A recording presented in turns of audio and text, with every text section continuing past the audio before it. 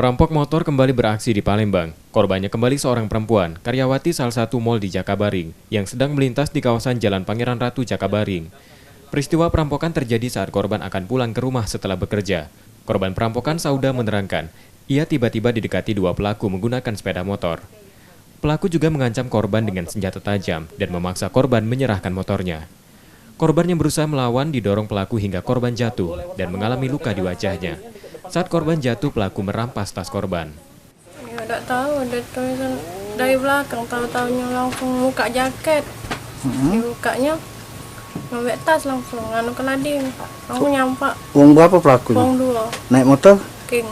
Pertama tuh tas, sudah tuh motor, ada langsung ada warga, aja lagi. Itu tuh pakai tas apa? Selempang atau tas anak? Lempar. Korban tak melaporkan peristiwa itu ke polisi. Keluarga korban merelakan tas korban yang berisi mukena dan uang 100.000. Kini kondisi korban mulai pulih setelah luka yang dialaminya diobati.